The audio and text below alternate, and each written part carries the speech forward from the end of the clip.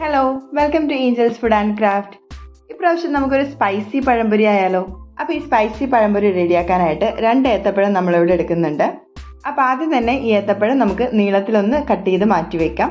ഇനി നമുക്ക് spicy പഴംപൊരിയുടെ batter ഒന്ന് റെഡിയാക്കി എടുക്കാം. അപ്പോൾ ആദ്യമേ തന്നെ ഒരു ബൗൾ എടുത്തിട്ടുണ്ട്. അതിലേക്ക് 1/4 കപ്പ് മൈദ ചേർത്ത് കൊടുക്കാം.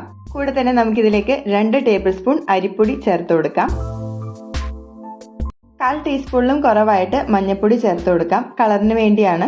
ഇനി നമുക്കിതിലേക്ക് 2 പച്ചമുളക് ഇതുപോലെ ചെറുതായിട്ട് അരിഞ്ഞത് ചേർത്ത് കൊടുക്കാം. കൂടെ തന്നെ മല്ലിയില ചെറുതായിട്ട് അരിഞ്ഞത് കൂടി നമുക്കിതിലേക്ക് ചേർത്ത് കൊടുക്കാം. നമുക്ക് വേണമെങ്കിൽ ചില്ലി ഫ്ലേക്സും ചേർത്ത് കൊടുക്കാം, ഞാനിവിടെ ചേർക്കുന്നില്ല. ഇനി നമുക്ക് ആവശ്യത്തിന് ഉപ്പ് ചേർത്ത് കൊടുക്കാം. ഇവിടെ തന്നെ 1 ടീസ്പൂൺ പഞ്ചസാര കൂടി നമുക്കിതിലേക്ക് ചേർത്ത് കൊടുക്കാം.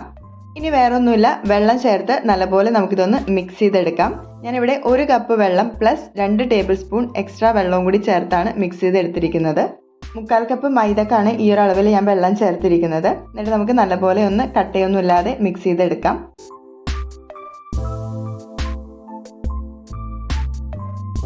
ഇപ്പോൾ നമ്മുടെ പഴംപൊരിയുടെ ബാറ്ററൊക്കെ ഇവിടെ റെഡി ആയിട്ടുണ്ട്. സാധാ പഴംപൊരിയല്ല, സ്പൈസി പഴംപൊരിയുടെ ബാറ്ററാണിത്.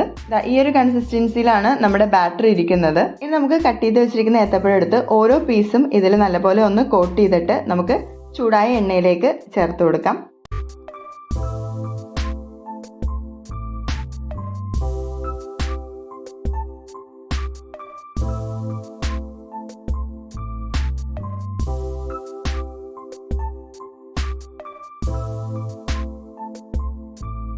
മൂന്ന് പീസാണ് ഇതേപോലെ ഞാൻ എണ്ണയിലേക്ക് ചേർത്ത് കൊടുക്കുന്നത്. നമുക്ക് മീഡിയം ഫ്ലെയിമിൽ വെച്ച് 2 വശവും നല്ലപോലെ ഒന്ന് ഫ്രൈ ചെയ്തെടുക്കാം.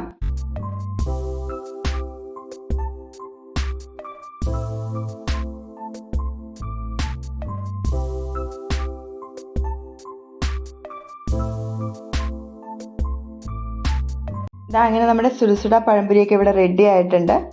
ഞാൻ 3 പ്രാവശ്യമായിട്ടിട്ടാണ് ഇതേപോലെ ഒന്ന് ഫ്രൈ ചെയ്തെടുത്തിരിക്കുന്നത്. നല്ല അടിപൊളി ക്രിസ്പി ആയിട്ടുള്ള സ്പൈസി ആയിട്ടുള്ള പഴംപൊരിയാണ്. ശ്രദ്ധിക്കേണ്ട ഒരു കാര്യം എന്ന് വെച്ചാൽ നമ്മൾ പച്ചമുളക് എടുക്കുമ്പോൾ എരിവില്ലാത്തതാണെങ്കിൽ നമുക്ക് എണ്ണം കൂട്ടിയെടുക്കാം. എനിക്ക് ഭയങ്കര ഇഷ്ടമുള്ള കാര്യമാണ് ഇതേപോലെ വെറൈറ്റി ആയിട്ടുള്ള സ്നാക്സ് ഒക്കെ ഒന്ന് പരീക്ഷിക്കൽ. അപ്പോൾ ചായയുടെ സമയത്താണ് ഞാൻ കൂടുതലും ഇതേപോലെ പരീക്ഷണങ്ങൾ നടത്തുന്നത്. എന്തായാലും ഇന്നത്തെ ചായക്ക് ഈ ഒരു സ്പൈസി പഴംപൊരി നല്ല അടിപൊളിയായിരുന്നു. എല്ലാവർക്കും ഇഷ്ടപ്പെട്ടു ഈ ഒരു വെറൈറ്റി ആയിട്ടുള്ള പഴംപൊരി. അപ്പോൾ എന്തായാലും തീർച്ചയായും ട്രൈ ചെയ്ത് നോക്കുക. അടുത്ത റെസിപ്പി ആയിട്ട് കാണുന്നവരേക്കും ബൈ. Thanks for watching.